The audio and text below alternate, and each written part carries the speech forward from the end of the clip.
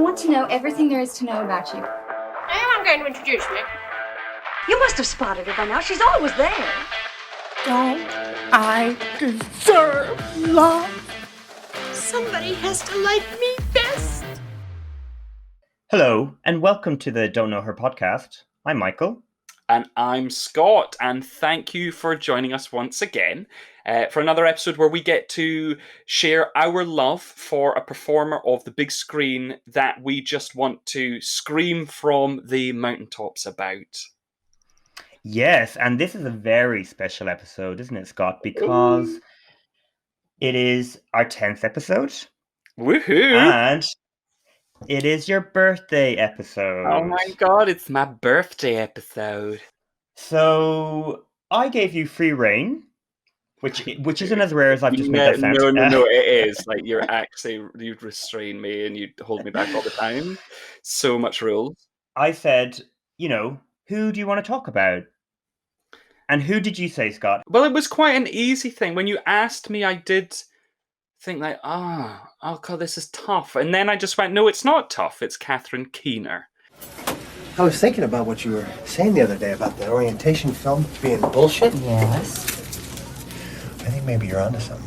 And 50 other lines to get into a girl's pants. No. No. No. I was just talking about the film. Here's the thing. If you ever got me, you wouldn't have a clue what to do with me. So the reason I chose Catherine is, well, just because I love her and I always have. She's just one of these actresses that from kind of my formative years of enjoying films, she just always seemed to pop up like she does. Like, well, Catherine Keener has done a lot of films and she just feels like she's around. And when she's around, I'm just so glad that she is there. And that makes her A, a perfect fit for this podcast, but also B, that made her a personal favourite of mine and why I want her to be my birthday present. So, yeah, Catherine Keener, she's fabulous. But let me run through a little bit about who this gorgeous woman is. So, Catherine Keener was born on the 23rd of March, 1959, in Miami, Florida. She was the third of 5 children, one of her sisters actually being Elizabeth Keener, the actress who is known for The L Word.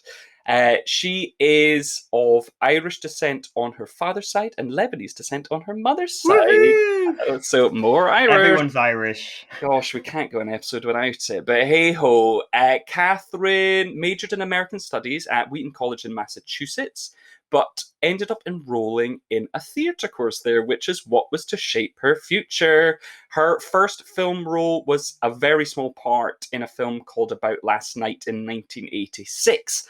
And then from there was a few years of kind of smaller film roles, with her first starring role coming in a film called Johnny Suede in 1991, alongside a somewhat unknown actor called Brad Pitt at the time, as this was also very early in his career. This earned her a lot more recognition. It gave her an Independent Spirit Award nomination, so it then put her on the film map, so to speak. Johnny Suede was her first of 4 films, or 4 consecutive films even, with the director Tom DeCillo. I think that's how you say his name, forgive me if I'm wrong. Living in Oblivion, Box of Moonlight, and The Real Blonde to follow that one. And this is something that we found is a trend in Catherine's career. She tends to work with kind of directors who obviously want to work with her over and over again because she's fabulous. Most notably, I would say, is Nicole Holofcener, who she worked with in Walking and Talking, Lovely and Amazing, Friends with Money, Please Give and Enough Said. She did 3 with the director Spike Jonze, starting with Being John Malkovich, which she got her first Oscar nomination for. She was a very tiny, I think, uncredited part in Adaptation. And then, of course, the big screen adaptation of Where the Wild Things Are. And this also links her with Charlie Kaufman. So he wrote Being John Malkovich, an adaptation. And then when he directed Synecdoche, New York, he had her in that as well. So obviously a thing going on there. And I guess going back to Spike Jonze as well, she played a prosthetic up elderly woman in the Jackass offshoot Bad Grandpa, much like Spike Jonze himself did in Jackass back in their heyday. So I guess they must be pals or something, because that's an interesting thing to have shared. In her early career, she also gained some recognition for playing an artist in an episode of Seinfeld, where she was also Jerry Seinfeld's girlfriend. That was in 1995. She's done a few other TV work, but actually for kind of such a broad career, not a huge amount, which I found quite interesting. But she did also star in kind of recent series as Modern Love and Kidding, which she starred alongside Jim Carrey. Also, the 1996 TV movie If These Walls Could Talk, alongside Demi Moore, Sissy Spacek, and Cher. So, hey, that's a moment. Also, in 2007, the TV movie An American Crime, which earned her an Emmy nomination. But yes, like I said, film is very much her bread and butter. She's done a lot of them.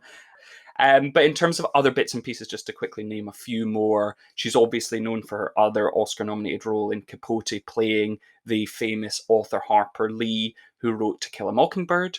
She's also in Out of Sight with J-Lo and George Clooney, The 40-Year-Old Virgin, Sean Penn's film Into the Wild, Captain Phillips playing Tom Hanks' wife in there, and Get Out, just to name a few, basically. But that's a wee summing up of Catherine Keener. A busy, busy woman, a fabulously interesting one, and one I'm really excited to have a chat about. So, Catherine, what was your get-in with my darling Catherine Keener, Michael?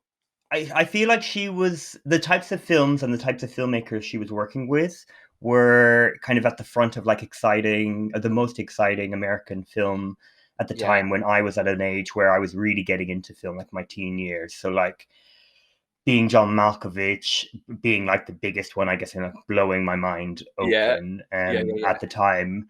And it blew my mind when I just watched it for this podcast again. But yeah, so she's always been, it's funny, in your introduction, when you talk about her and what she means to you, I feel like I've taken her for granted. It's in rewatching these films and my memories of these films and the moments that stuck out, a lot of it is to do with her. But I don't think I ever would have been like, she is the best thing about these movies. And I think that's part of the films themselves and the filmmakers she's working with.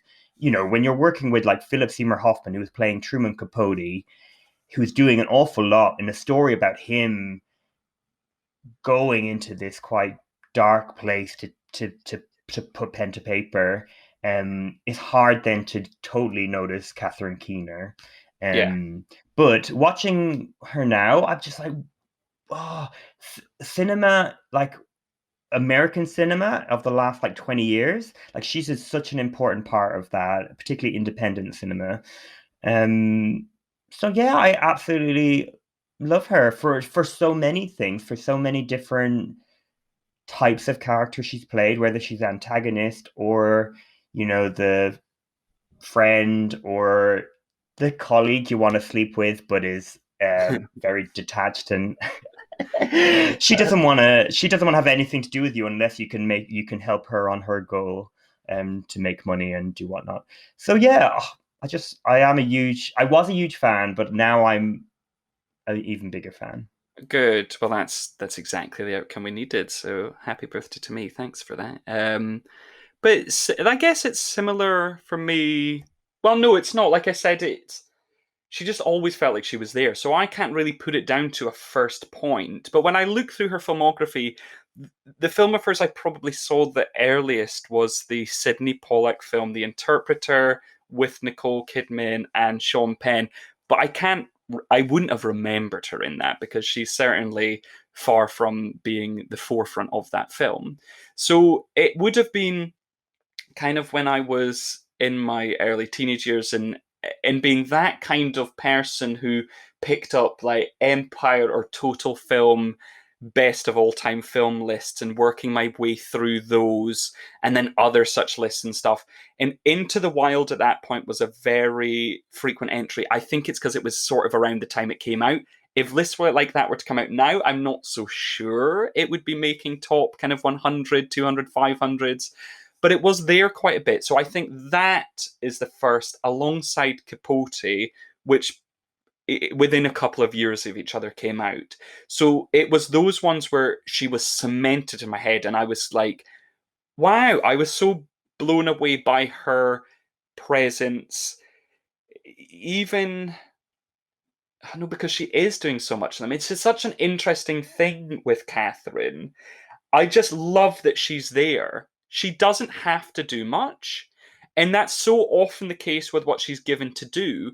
And I can only think that's because directors and casting directors see her as this incredibly reliable performer, or just also presence. It's like, if she's there, you're going to take a lot from what she's doing, even if it's not much at all. In Capote and Into the Wild, she is kind of very present and is doing great stuff. So it's why those two films then kind of blew her up in my head. And then, like you, I saw Being John Malkovich, and I was like, holy shit. Yeah. Well, just going back to let's I guess Into the Wild or Capote, but in both of those films, and to a degree, Being John Malkovich, all of them, and what you're talking about casting directors, I imagine the thing about her and why she's working with the same people again and again, and I mean actors as well as writers or directors, is that she is a very generous co-star. She, like Capote, watching it again for this, because I mean, Capote is a really great film for anyone that's not seen it, about Truman Capote writing In Cold Blood. And Harper Lee, this is pre her own fame, so before To Kill a Mockingbird's been released, and she's there kind of to support Truman. He says something along the lines of like, And you're the only one I know with the qualifications to be both a research assistant and a personal bodyguard. She is always kind of omnipresent in that he calls her or she's there, but she's not. Her story is in the background. Like the book, her To Kill a Mockingbird is released. She has this moment which coincides or is parallel with Truman's writing the book and all. But you know so much about her from the few instances we have, and she's so good. And she makes Philip Seymour Hoffman better. It is just such an amazing performance, that the type of quality which she does again and again and again. And Into the Wild to me is a movie I feel very emotional just by the mention of it. And it's based on a true story of a young man basically going into the wild, and it's not a happy ending in reality, in that he doesn't survive this journey, but it is also like an existentialist sort of, he has discovered himself and what he has found out about life through the interactions with different people, which include Catherine Keener. Is just so nourishing to watch. It's a very nourishing film, I find. And her part in it, she's very motherly, but she's also kind of distant. Yeah, I thought my husband and I were gonna just make peace on earth and babies and love and stay together forever, and that didn't quite work out that way. He left me. But then she is not in the rest of the film, really. Like, it's a very kind of, it's not a cameo, but it's a short stint. She's well able to go into a film. She will know that she won't be the star, but she gives it everything and elevates it.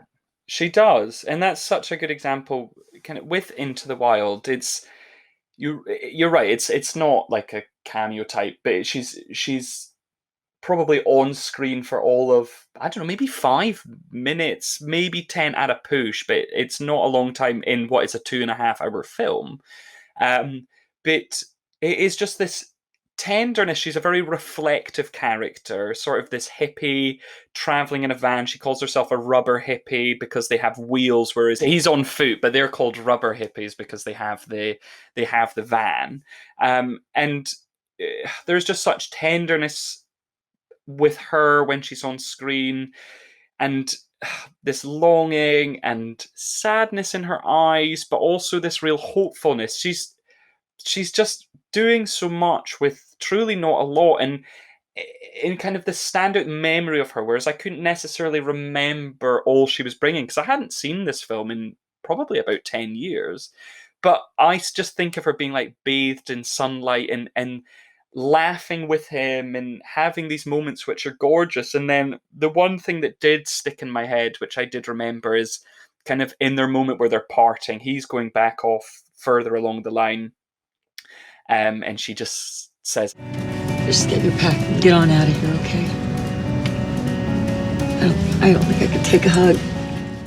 oh gosh, it's heartbreaking, but really beautiful. But we probably should also look back around to Capote as well, because it was one of her 2 Oscar-nominated performances, and exactly like you said, it's sort of the definition of a great supporting performance. It's kind of what it should be. She's not playing a wife or these sort of typical points. She's playing a very successful person in her own right, but in the story of the titular character Capote, she's there to support his. She's got a lot going on in her career, but she's very there for him as a friend. And just everything she does, just by literally being sat beside him, standing beside him, it's so much in her eyes.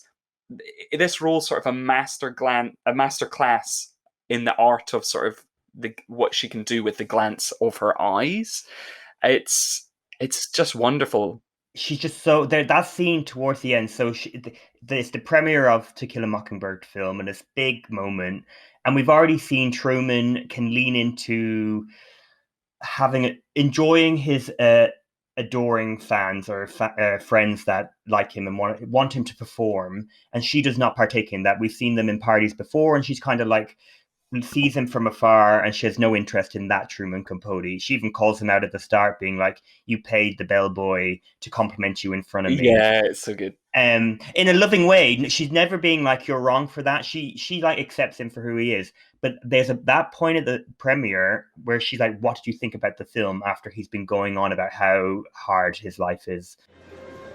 I may never recover, and I'll just pray that it turns my way. It must be difficult. Ah, it's torture. They're torturing me. I see.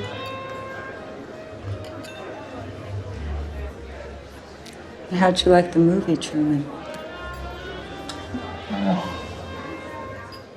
She just is, you can tell everything in her eyes that she's angry, she's upset, and she's like, "Do you know what? You're pushing our friendship too far, and I actually will not take this right now." And she walks away. Yeah. But you also know, well, it's not like, as you say, like she's kind of a wife character in terms of she's there to support, and she's there for him to reflect and all this, and you can glean judgment of him through her eyes, but she's independent, which is the difference. For sure. You need her character to support him to succeed. And when she walks away, you're like, oh, like this is the real like crux of what something's going to go wrong, but nothing is said and it's not explicit. And it's her face, because what Philip Seymour Hoffman, he's so engrossed in, Capote's issues. Yes. Like, great. And how amazing that director like Bennett Miller would know, I'm going to put this on you as an actor, Catherine, to communicate to the audience. Capote is a glorious film. Yeah. And I always thought it as like, in my mind, it was like, Oscar worthy, kind of heavy, and it is heavy, and it's the type of movie you watch, and like, of course it won awards, but it's also just really good. It's just a really good movie. It is. But yes, Philip Seymour Hoffman in this is amazing. He's probably my favorite male actor, and I was devastated when he passed away, because I'm just so sad at the potential of what could have come from him. But those two in particular, because they then work together again twice, so this is also a relationship which occurs a few times, and their chemistry is just amazing. I can only assume that they must have been good friends in real life, because it's just perfect. They just seem to get each other. And in Capote in particular, on top of the things you've said, there's a wonderful moment where, because Truman Capote is this performative type, it is all kind of a bit of an act. that he always says the same things, to the point now she knows what he's going to say, and she starts saying exactly what he is saying. I have 94% Percent recall. recall. Cut that out. Cut that. It's such a good sort of two-hander. Even though it's very much his thing, you're right about it's so great that the trust is put in her to convey kind of a lot of what the audience really does feel about Capote from what you're seeing through that lens. Yeah, she is like, if you were to take the best supporting actor of like the noughties so far, surely she'd be, regardless of gender or whatever, she would be up there. Yes. I mean, of course we're going to say that we've just spent hours watching her in movies supporting amazing performances, giving amazing performance herself. But no, she's so good. And I think we should go from this like highbrow to maybe one of her, like, let's set aside like The Incredibles 2, because let's assume that's her biggest, most wide appealing film. Probably. But The 40-Year-Old Virgin, I feel like that, when I was of a certain age, that was a film that did have a wide appeal. And I mean, she was in it, and she had, she was the love interest to Steve Carell's 40-Year-Old Virgin, which is something I would have watched like with a group of friends and stuff at the time. Would it have been a thing for you? Would you have been too young again? Is this going to come? So 40-Year-Old Virgin came out in 2005. It was on the cusp for me. I actually then saw the slightly later Judd Apatow films first. So I saw Knocked Up and Superbad before I saw the 40-Year-Old Virgin. So I went back to it. But I get what you're saying in terms of watching these films in a group. Yeah, I mean, God, Judd Apatow was such a thing back then. Like, look what he's doing for American cinema. But now when, like, rewatching 40-Year-Old Virgin, it's like, please, like, why, how did that happen? And how can we make him stop? I'm so sorry. I took it as like a kind of a personal affront, the movie, because of... Because you're a 40-year-old virgin. I just found it... Because I'm a virgin. No, that is not appropriate conversation for this podcast. I'm not 40, and I mean, I imagine the odds are pretty low in terms of me being a virgin. But that is, it's the type of film that is casually offensive to all sorts of people, and they find. Yeah, they're finding so much humor in it. Like, the characters within the film are finding humor within, like, so it's as if, like, if you're not with the film, you're kind of othered anyway. So it's like the film is pushing me away in a way with A, its humor, but B, its characters. So, like, I know I brought it up quite a bit since I've watched it with you, being like, I know you're gay because you do a podcast where you talk about women. But that is a joke that Seth Rogen and Paul Rudd do, and they're like, I know you're gay because you watched The Lake House. I should say these are heterosexual characters that are in no way gay, and I don't know what they mean by gay. I don't think they mean like having sex with a man. I just think they mean it's like awful, but they just keep doing it. They also set up Steve Carell with a trans woman, and the discussion around that is nasty and like is not okay. Yeah. Women, like, Judd Apatow is married to Leslie Mann, and apparently still is, despite the fact like he's cast her in this like drunk like women be out getting pissed and not be able to do. It's just like there's nothing. There's very little redeeming in that film for me to have enjoyed. Catherine Keener's lovely in it. Yeah. But then that makes me concerned because I'm like, get away from him. Get away from these people. You deserve better. No, that's fair. I imagine at the time when she read it, because Judd Apatow was a really fresh presence in cinema in the sort of early noughties, mid-noughties. And I can imagine there was a draw to it. And sort of the things you're pointing out now, therefore, have aged terribly. But at the time when those discussions weren't happening as much as they ought to have been, this did read as a kind of fun and exciting comedy film. It's still very regarded today, but I agree with what you're saying. But I would say if you can literally pull these things out, weed out these things which have aged horribly, you do still have a tale in there which is very nice. And also about 10 minutes long.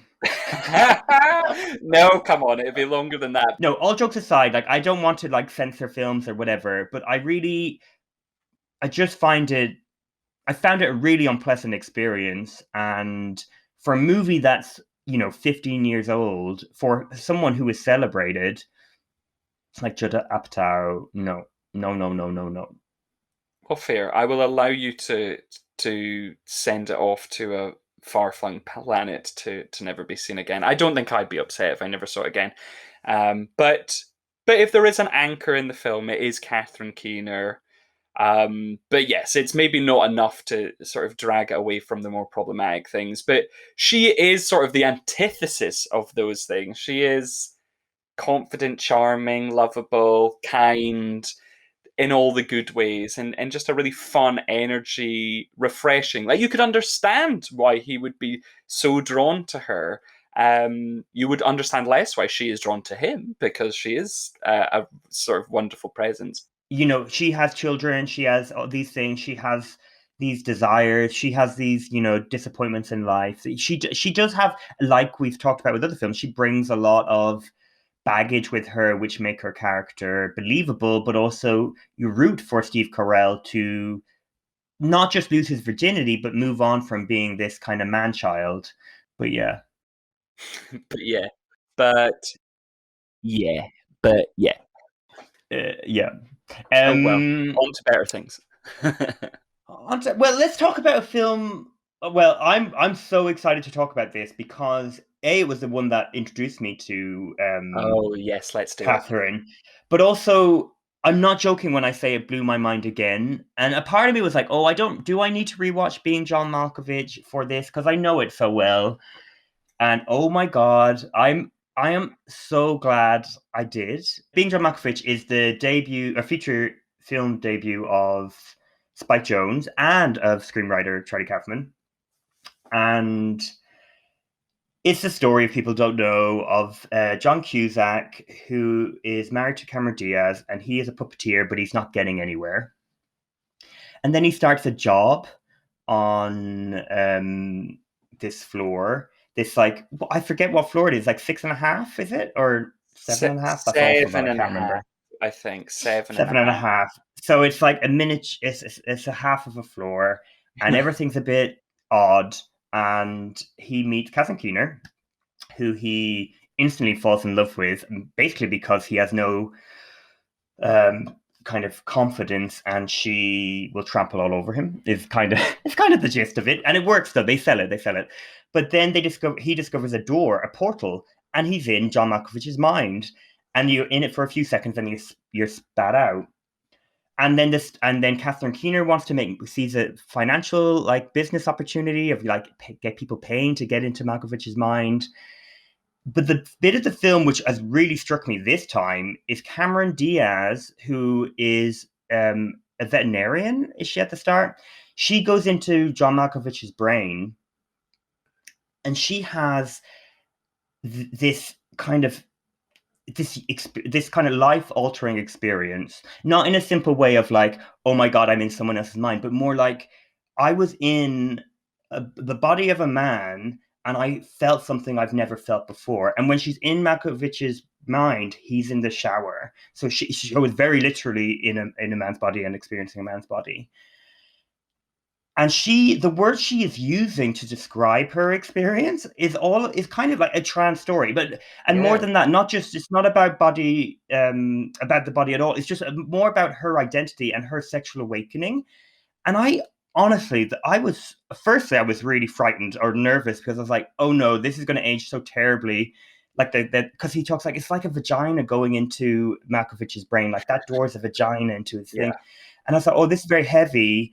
And then she literally says to John Cusack, I've been going over and over my experience last night, Craig. It was amazing. I've decided that I'm a transsexual. I know it's the craziest thing, Craig. What are you, fucking nuts? No, it's just that for the first time, everything just felt right. I've got to make sure. But if the feeling is still there, I'm gonna talk to Dr. Feldman about sexual reassignment surgery. And I was like, oh no. Like I just was nervous what this group of people would do with that. But the film itself is embracing it. Like she becomes the kind of hero almost. Like she's the person whose story then is the kind of what we want to succeed at the end. And more than that, Catherine Keener, when she hears Cameron Diaz talk about it, she looks at her, or there's a look, it cuts to her, and she's attracted to her, and she likes her, she fancies her. And it's this quite beautiful depiction of a relationship, regardless of gender, really. And the way it's performed by Cameron Diaz is so gentle and considered. I was blown away, and I went to do some reading on it because I am a cis man. I thought I didn't know if my interpretation of it would be as positive as other people, and there are varied readings of it being positive and negative and all this, but mostly it's pretty progressive for 1999 what it was suggesting. And being kind of explicit about it, because I don't know. I mean, most people are not going to describe Being John Malkovich as like a queer story, but to me, watching it this time, it really struck me that way. Big time. No, exactly the same. That was, I mean, this is not a film you can forget. So I probably saw it at maybe a similar-ish time to you the first time round. It's a film from 1999. I mean, I certainly didn't see it then, but let's say mid-noughties I saw it. And yeah, of course it strikes you. This is the thing to admire about this, beyond everything you've said, is this still the most audacious thing. The fact that this film exists ever in time is bananas, but wonderful. And I'm so delighted that these things can exist in the form that this one does. But right enough, when I watched it this time, it was everything you're describing, which I was like, whoa, well, I didn't actually remember that this was going on in this film at all. I was remembering the kind of audacity and these kind of wild ideas, and this being unlike anything I've ever seen before and may ever see again. But no, I didn't actually remember this, and I was so glad to have this from it. But you're right, Cameron Diaz is wonderful in it. But Catherine Keener is incredible here. And she's getting to do something that she's probably certainly hadn't been able to do much before. She's kind of done similar types as a character type to this since. But, I mean, this is a wild character. She was the only performer nominated for an Oscar for this film. And that is wild. Not because she's the only person in the film. The fact that they nominated this performance is wildly interesting. I'm so delighted by the fact that this nomination exists. Catherine Keener and Being John Malkovich being an Oscar-nominated performance is perfect. Wow that you decided to travel down that route and choose such an interesting, enigmatic performance. It's the queerness of it makes it wildly interesting beyond kind of the surface level stuff which is going on in the sort of early half of the movie, where it does feel like a gender flipped role. She's sort of playing that office bozo that no one likes, overly confident, sure of themselves, but it's still delightful to see because it's a woman getting to embody that role. Even when she's sort of using kind of gay slurs, even those are quite funny and written in a way which I've never heard before. She says Darlene. No, wait, listen. Oh no, wait. No, you have to go back. So John Cusack has tricked her basically into getting a drink because if I can guess your name correctly, and it is a very funny scene that goes, he's like, Martha, Louise, Maxine, and it's like, how did you know that? And anyway, they go for a drink. And then she's teasing him. I like you. I don't know what it is about you. I just... My tits? No. I know. No, it's your energy, your attitude, the way you carry yourself. She does use the F word, which I will not use here. So you're a insert gay slur. And he says, no, I'm not. I love your tits and whatever. She's like, and then he's like, oh, we can share recipes, whatever. It's like, no, I really, really love your tits. And okay, grand, we can have a drink then. So she is. Do you know what though? One thing I will say about that, because I agree with you. I think she's very contemporary in general, Catherine Keener. Even in something like Capote, she gives this contemporary vibe to her. So definitely, that's a really good way of putting it. But there's like, if you think of like the Thelma Ritter in All About Eve, or in Mildred Pierce, I forget the woman's name who supports Joan Crawford. Those sorts of people, those characters existed in these women's pictures of that time. So she kind of embodies that, but in a contemporary way, which also is more like a masculine stereotype too. It's a really fascinating character, as you say, because you're right. Cameron Diaz would have been a much. I'm not saying she wouldn't have been deserving, because I totally think she would have been deserving of an Oscar mention. But she would have been a more obvious choice in terms of she's the hero of the story. She's literally locked up by John Cusack, which is awful to watch. All these things happen to her. But no, Catherine Keener is so good. You're right. She just teases them. She's like, you cannot take your eyes off her. And I guess that's the bit going back of like, once Cameron Diaz's choices, or her like, not even a choice, because it's not as simple as that, which is why it's so beautiful. Her like awareness of like, I want to explore this, when it's validated by Catherine Keener, because you already are like, this character is a no bullshit sort of person. You're like, oh, like this is it. Like this is where the story could go, and will go if all succeeds, and John Cusack doesn't have his grubby ways with the storyline. So you're right. Oh, she's glorious. With Catherine in this as well, though, which I think is quite interesting, is that there's such an immediacy to her on screen. She's sort of kicked back in this chair at the back of this tiny half-height office, sort of just kind of mysterious, sexy, staring on, kind of glancing away, not really giving a shit about what's going on. And it just gives her this immediate star power, which I found quite shocking watching now, considering I've watched so much Catherine Keener since coming back to this. And the fact that she, like we described it earlier, as being sort of the ultimate supporting actor, certainly of that period of time, sort of the noughties or whatever. I'm like, was this her solidifying herself as a supporting character, I guess, as she is in this? But I'm so confused as like the absolute whack of star power that comes off her so immediately. I'm then confused. I'm like, but why was that not harnessed? Why was she not allowed to be this kind of sexy, enigmatic character, which she is here so brazenly? Well, it's just so immediate, or certainly I found it so like it really kind of smacked me in the face this time, of being like, wow, the kind of the star wattage here is tremendous, and I'm confused as to why that perhaps was not harnessed in more lead roles, perhaps going forward. It's really, because looking at her career from that point, like, so she does, let's assume that these were made. I won't include the people she worked with pre John Malkovich, but like Death to Smoochie, which is this movie with Robin Williams and Ed Norton where she plays exactly the same person again to a point. Okay. But it's not a good use of her anybody's time really. It's a really interesting failure directed by Danny DeVito.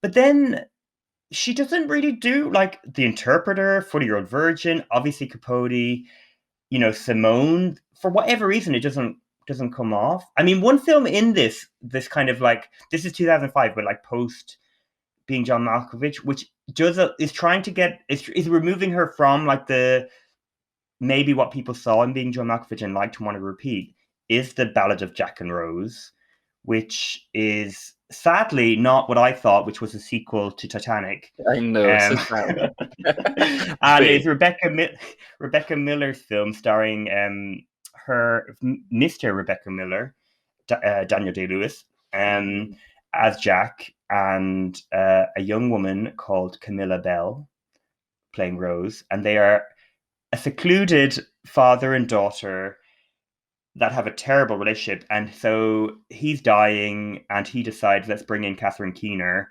to... Because why wouldn't you? It's just, do you know what? I mean, the film...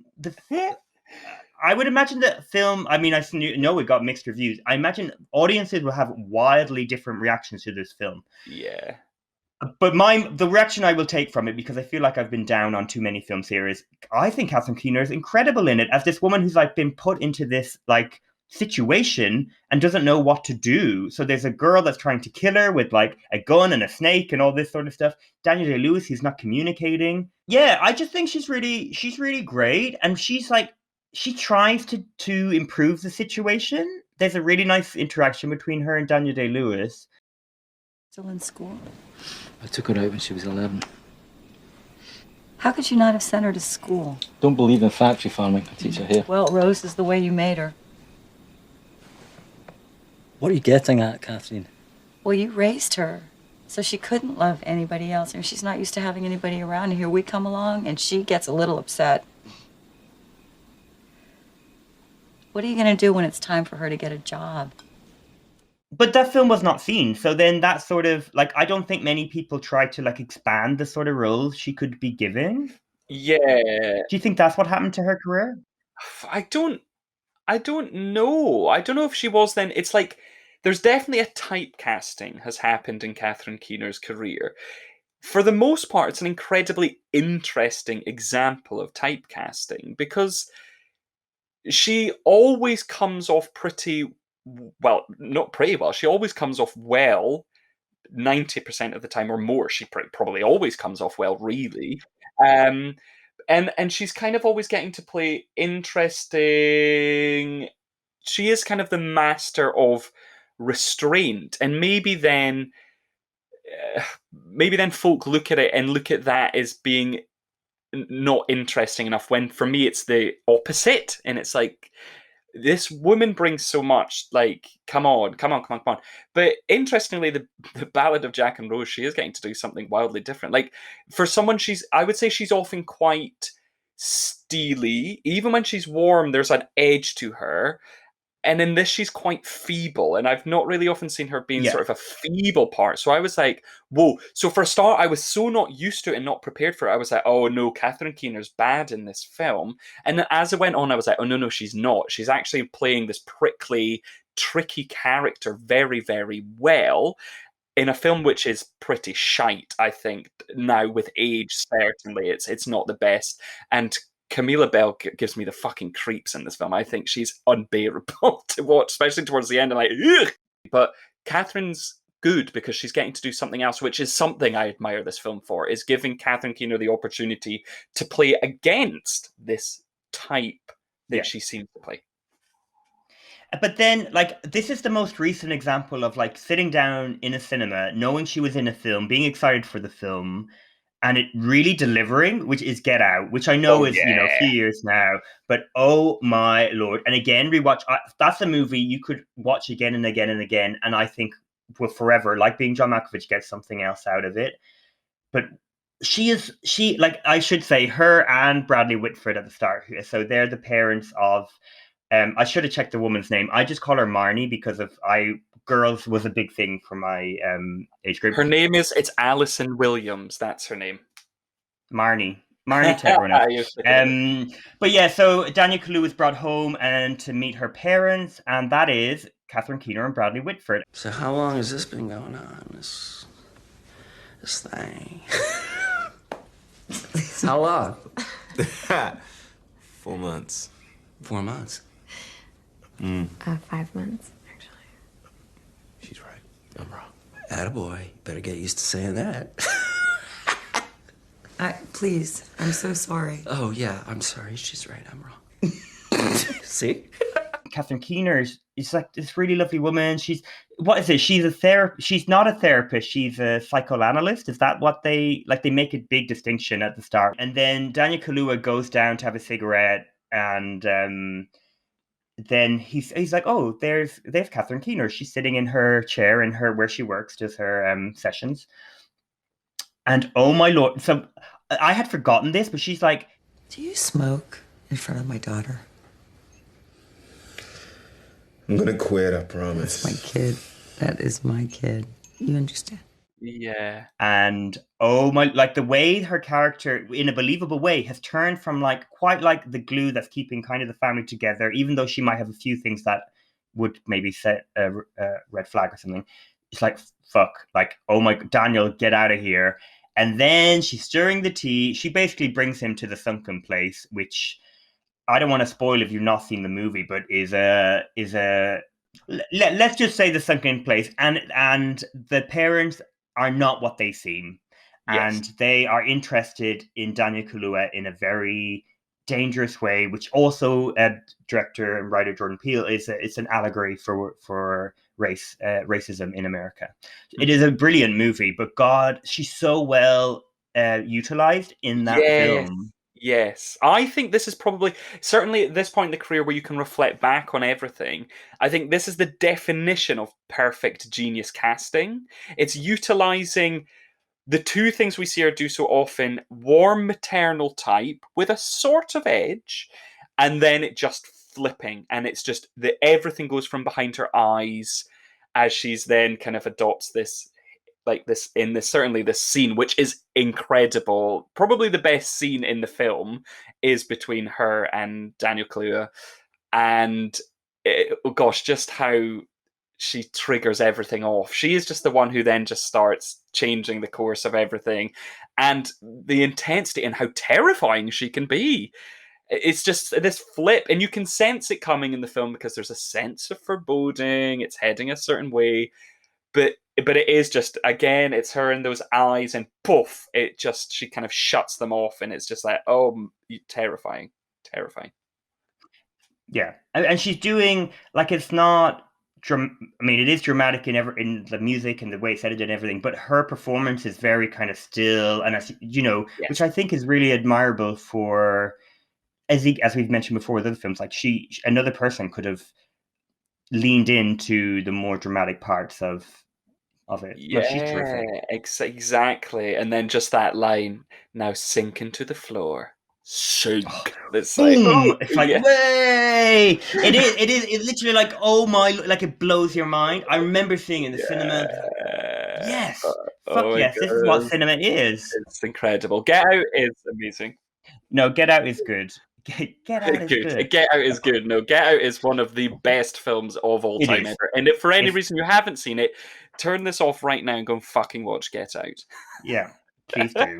So before we move on, I feel like as your birthday treat, we have to talk about someone who she's worked with kind of from this early career. And who would that writer director be? That would be the marvelous Nicole Holofcener, who has directed Catherine in 5 films. So obviously there's a thing.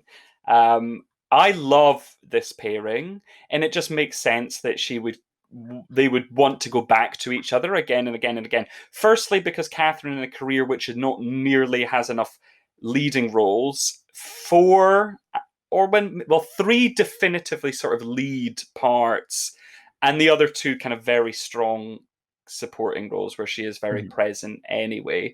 And they just, again, talking about 2 filmmaker and actor, whatever, film presences who just fully understand each other, are on the same wavelength.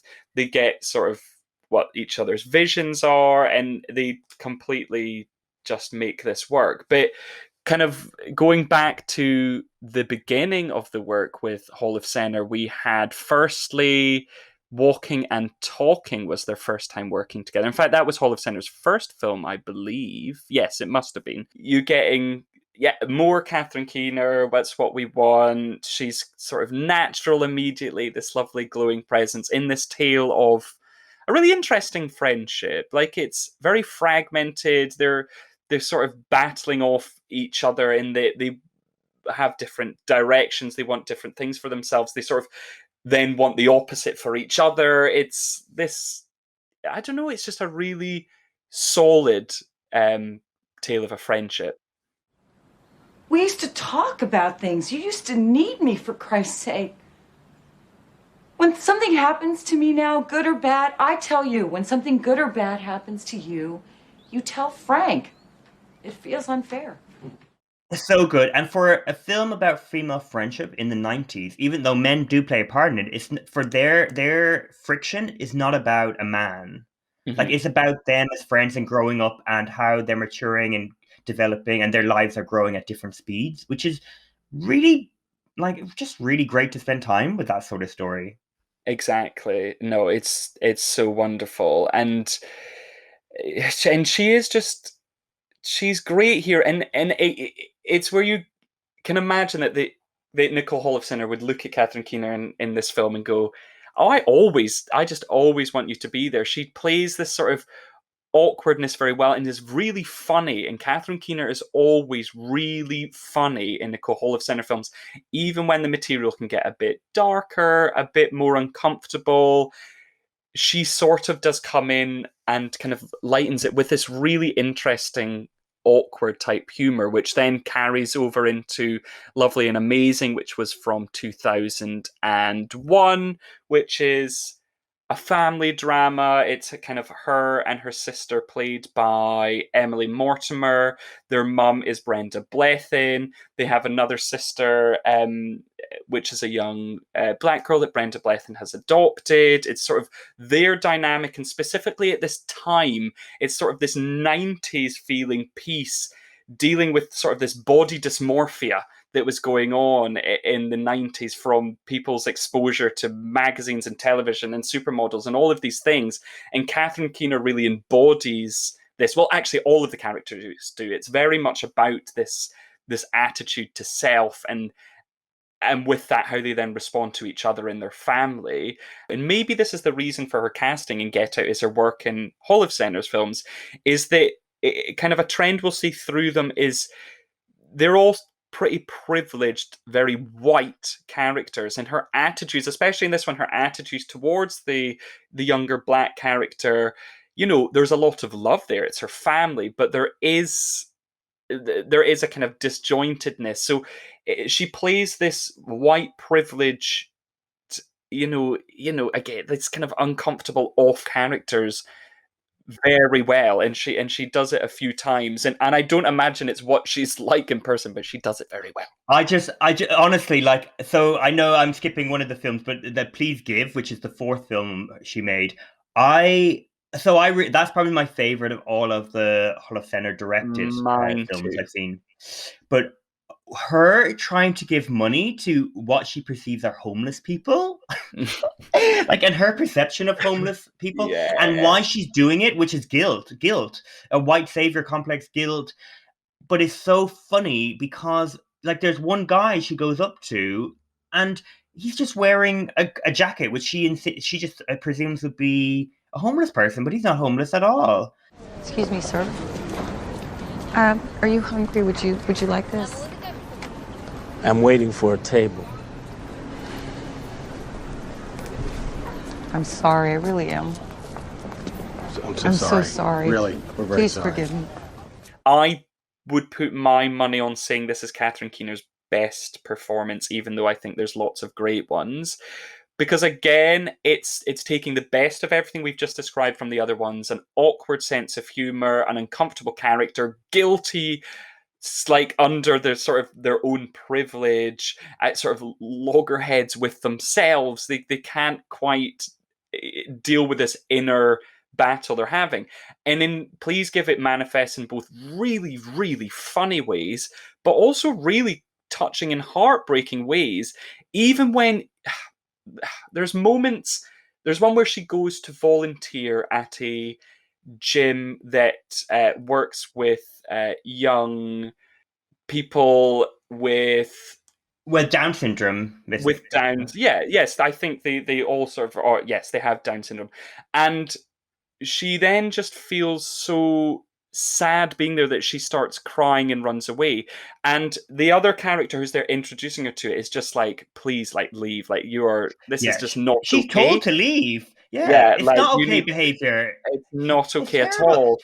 And it's in that moment where it's like, gosh, you are othering people in feeling this guilt in this way, which is now manifesting in this really problematic way, and you need to rein it in and stop it because it's just causing harm rather than any good.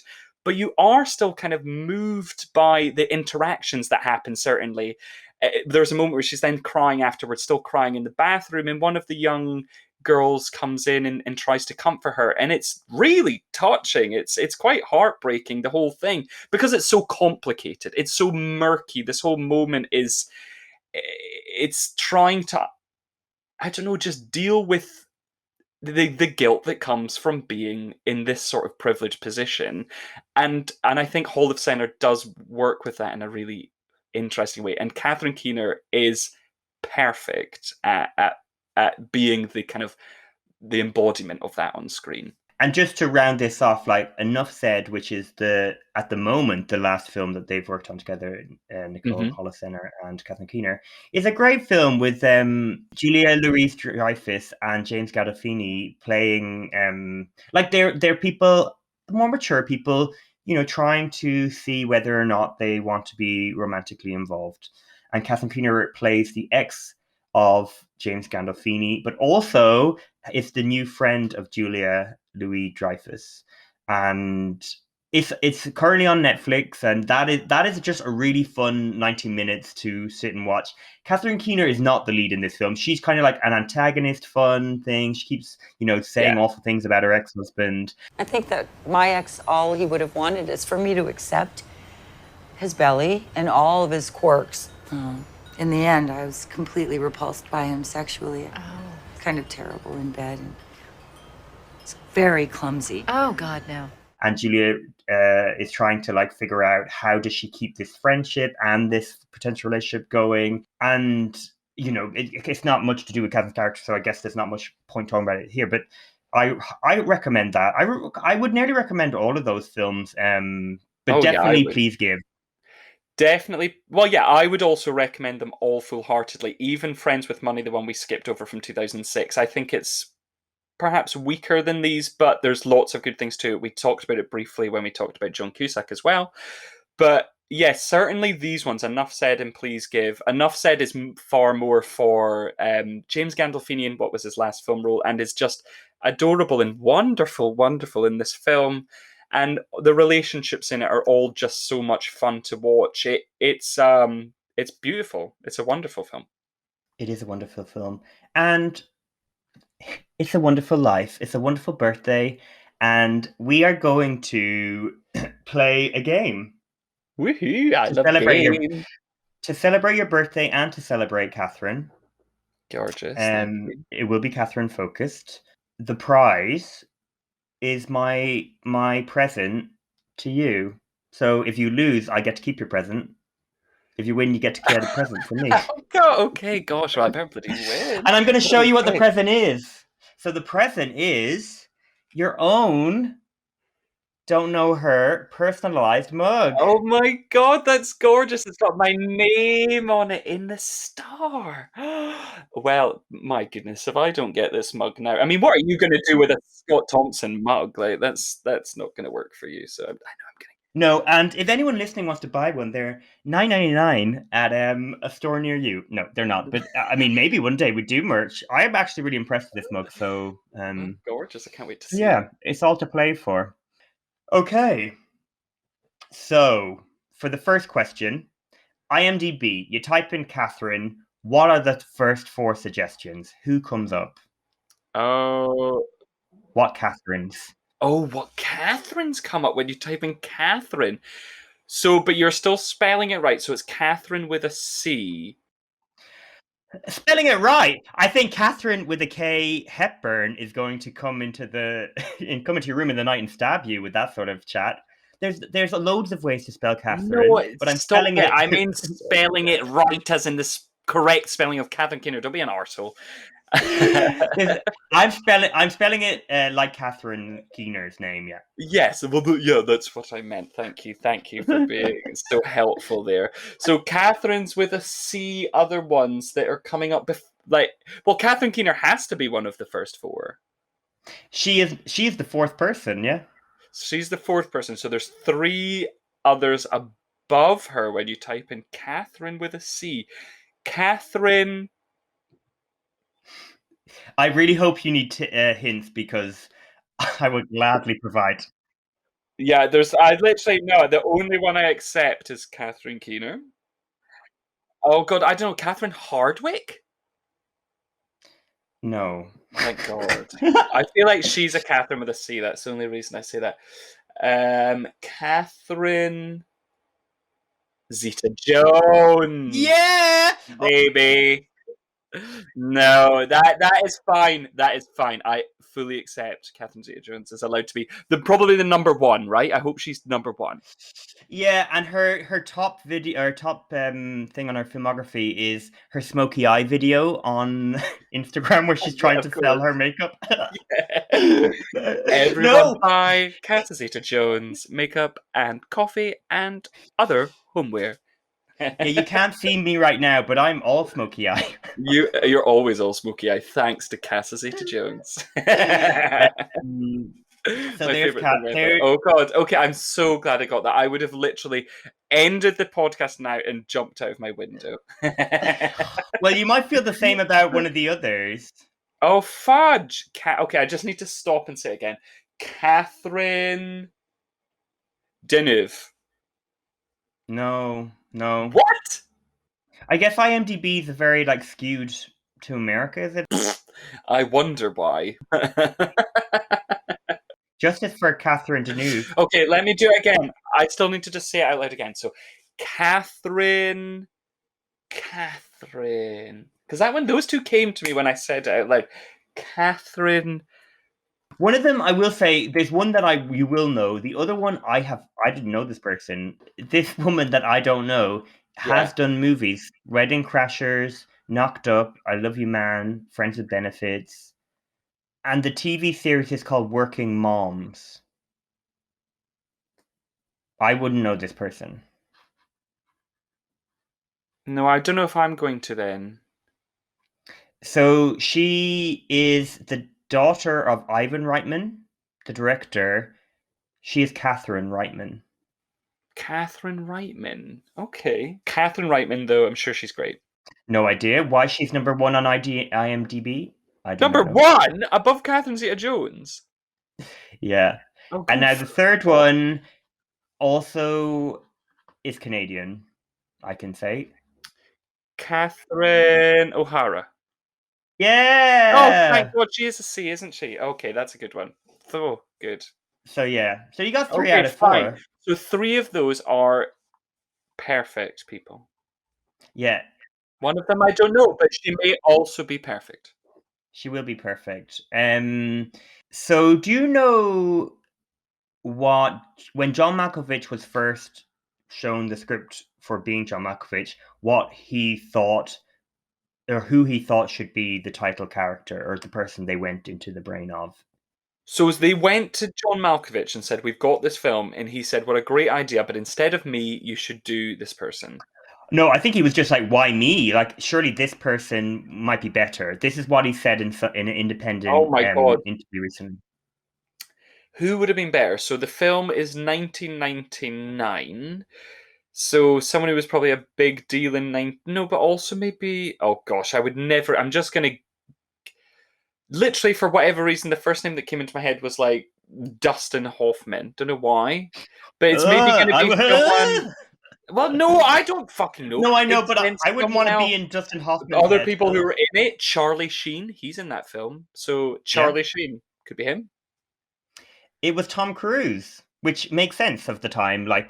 Oh, that does make complete sense. Sure, that makes complete sense. But there was no. But would have been a different way. film. Yeah. That's that. No, there's a reason it's being John Malkovich and not being Tom Cruise. Gosh, because that would be a very complicated film. That would be very complicated. So for my last question, this is a bit off the wall, but I'm getting, it's a Charlie Kaufman-esque inspiration. Whose brain do you think I would like to go into? And I have written it down. I've written down who my choice. If I could open a door and go into a portal, whose brain do I want to spend 5 minutes in? Experiencing their life, in being John Malkovich. But you really specifically want to be them. Okay, but you're going to have to give me 5 guesses. Or do you just want me to get it in one All right. I think you should guess. I'd love to just. Okay, but are we talking just like? And maybe I don't want to play like giving the kind of game away, but is it also an actor / actress? Is it a? It's a film. It's a film-orientated person. Yes. Okay, so my immediate answer is Diane Weiss then. Oh, that is a. Oh no, I then know the answer is Diane Keaton. It's Diane Keaton. Oh my god. Yeah, okay, I got it in two. Diane Keaton. I just had to say Diane out loud to be like, no, duh. Of course. Well, yeah, like if anyone looks at her Instagram, how could you not want to spend time in Diane Keaton's head? Imagine the shit she gets up to. That's very fair. I only said Weiss because I always just think of her when I think of you very immediately. But Diane Keaton, I understand that it would also be probably a more interesting way to spend 5 minutes and then be flushed out in the side of a highway. So sure. True. I was once called handsome, but you saying you think of Diane Weiss when you think of me is actually the top compliment I've ever been given. So thank you. Oh, good, because you're not handsome. Ouch. Just kidding. You are. Well, this is why we're on a podcast, like an audio medium. Oh, God. Face for radio, definitely you. So, I mean, the brilliant news is you get the mug. Oh, thank gosh. Oh, my goodness. So this will be shipped to you. It looks good. I will just vouch for the listeners that the mug looks really classy, and I can't wait to drink out of it at work and for people to be going, huh? He's a star. And then I'll be like, wait, hold on. Why are you not listening to this podcast? Weird. Just kidding. Shout out to my colleagues who do actually listen to the podcast. Oh. And so what were you thinking? What is your top birthday wish for Catherine Keener? Oh my God, my top birthday wish. Okay, hold on. Let me think what I would want most for her. I had to think about this. So I have come up with 3 wishes, and I think 2 of them are quite interchangeable, but actually they're doing different things. Okay, let's go with this, just because I probably get the most enjoyment, or no, not necessarily. I have gotten a lot of enjoyment when she has done this before. Is, to me, she feels like a very experimental-minded performer, or certainly very game.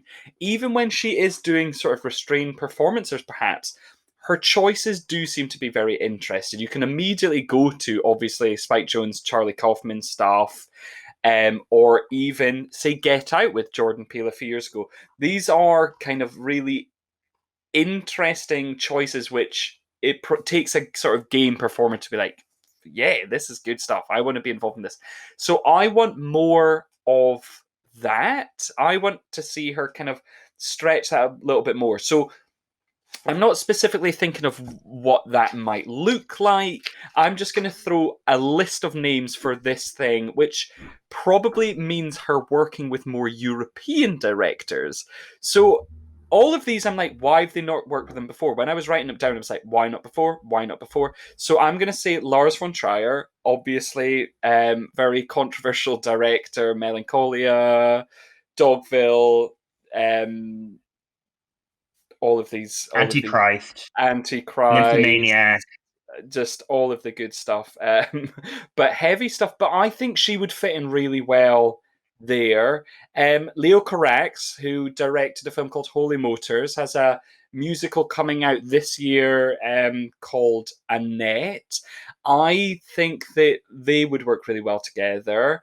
Michael Haneke, I think she'd get on really well with. And then Paul Verhoeven and Claire Denis, to name another couple, if they wanted to do English language films, which they have both done before, or all done before. I would be very much game to see her in them, just because it makes sense. I do think I imagine Catherine Keener has really interesting taste, and she does flex that, but I really like her to flex it more. Or maybe that's not the point. I would like these people to offer her these parts so she can flex that more.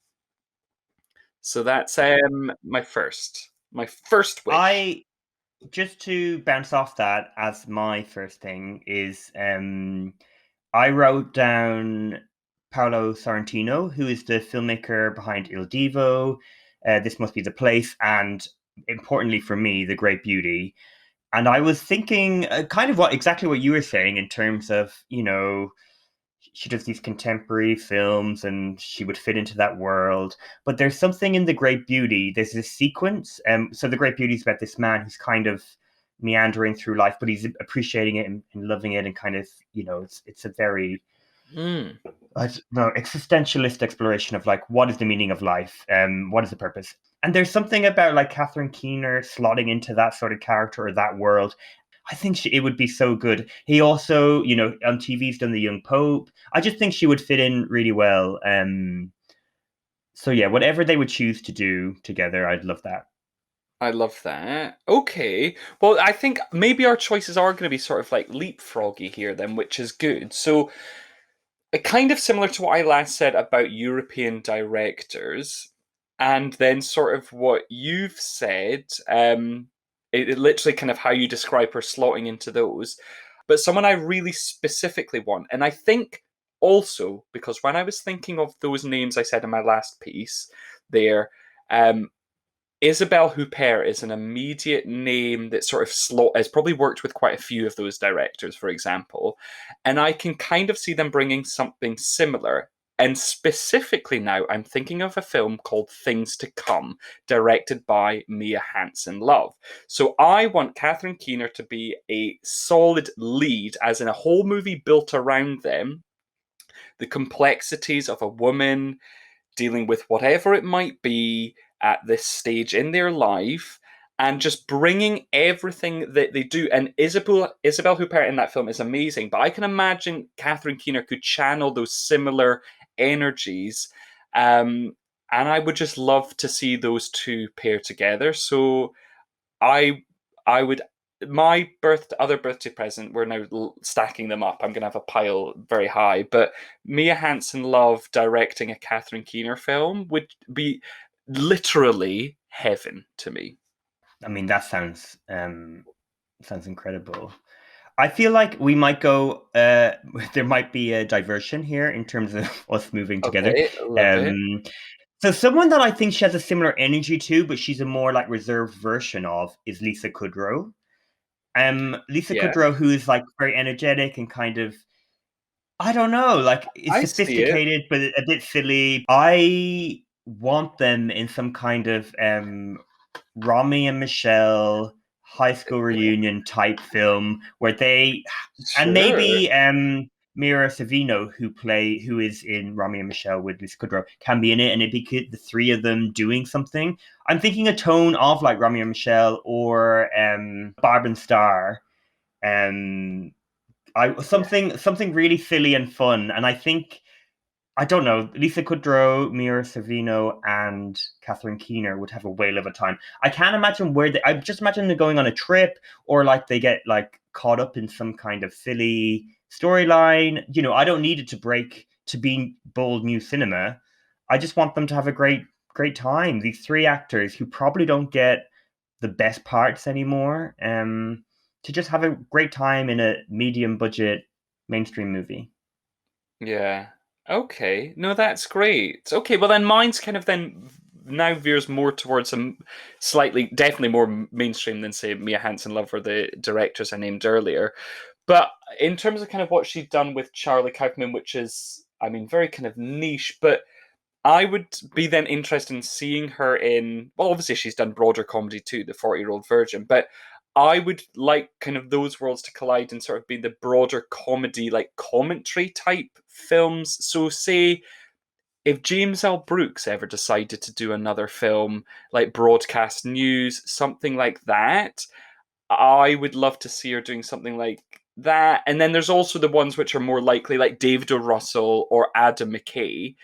I just see her, especially David O. Russell, if I think of, say, I Heart Huckabees, I can imagine Catherine Keener in that odd world based on what she's done before and also the energy she brings. But Adam McKay also, because there's also like a million parts going in any given film apparently these days, like surely there's like, come on, like Catherine would be great. maybe as I kind of send off my 3 wishes there into the atmosphere, I love her so much, and I just want more. And I would just be glad to see anything. But come on, more leads. Like, she proved how good she was just a few years ago again in Get Out. So come on.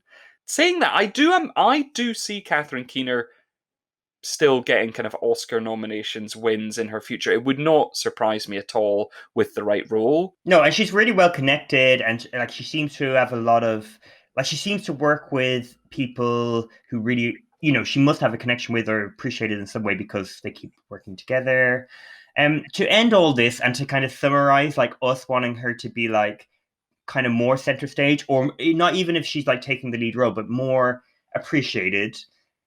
I want there to be a film called Being Catherine Keener. And it may be linked to being John Malkovich, but it could be something totally different. My But but it also, because as you say, like you could play around with persona of her as this like, rich, successful, like cultured woman that lives in kind of you can imagine this kind of creative bubble. I think there's a real fun film you could make. Maybe Nicole Holofcener makes it with Charlie Kaufman. Oh my god, it's so good. This is literally such a good idea. I'm like, my mind is blown. Whoa. Yeah. I would throw away all of my wishes actually for that one to come true. Well, we'll see. And before we go, this is going to be a new bit, but now we're going to just before we say goodbye and we leave Catherine Keener, in this podcast episode, all our love for her solidified out into the ether. We're gonna each of us say one film which we really recommend people to go out and watch. And what would your choice be, Scott? Okay, because I think I'm going to choose this one. There's films that we've spoken about which I think are overall better, but I therefore imagine people have already seen them. So I am going to go back to what I think is Nicole Holofcener's best, and I'm going to say Please Give. I think anyone would sit down in front of it and be both charmed by it and intrigued by its interesting maneuvers around privileged New York folks and sort of what happens in their lives. It's funny, it's touching, it's smart. Please Give is my choice. And mine, even though I really struggle with the title, is Synecdoche, New York, which is Charlie Kaufman's film. And we didn't go into great detail. It's mainly because Catherine Keener's part, she's kind of more of a facade. That's the thing. It's about this creative man who wants to really tell or put on a stage production that reflects life truthfully. But it goes to extremities. This guy just keeps getting carried away with it, and he gets older and older and older, and you keep meeting these new people. But it's amazing. And if for nothing else, I recommend watching this movie because we're definitely going to be talking about it at some point because it has Samantha Morton, it has Emily Watson, it has Diane Wiest, it has Hope Davis, it has all these great actors in it that have good, I would say they're underappreciated in their careers, and Philip Seymour Hoffman's amazing in it. It's really great. It is. It's incredibly, again, like being John Malkovich, is incredibly ambitious. I mean, this is an ambitious film that just keeps sort of growing and growing. It's epic. It's amazing. Well, what a joy to spend this birthday episode talking about Catherine Keener. I was so glad that you chose her. Oh, so good, thank you, Scott. good. And even though I've piled up all of these gifts now, and the mug is on its way, it's a huge gift for me knowing that you have now watched all of these films and you have this even, greater appreciation for this actress who I fully love and have loved since I was, a young teen getting into films. So what a gift. It has been a joy, and thank you for humoring me with this on my birthday.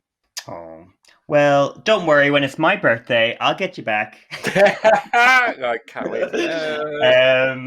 So we'll be back next time with someone very exciting, but in the meantime you can find us on social media. We're on Twitter and Instagram at don'tknowher_pod. Or feel free to drop us an email at don'tknowherpod@gmail.com with any thoughts. Please tell us if you think we're totally wrong. If you think 40-Year-Old Virgin is like the most, I don't know, a film that still resonates today, and I just don't understand. Yeah, please it. actually tell us. Please tell us. And yeah, go out, watch films, live your lives, have fun. Yeah, absolutely. All of those things and more. Thanks for listening again, everyone. Lots of love, and to you as well, Michael. You too, and happy birthday. Thank you so much. Till next time. Bye-bye.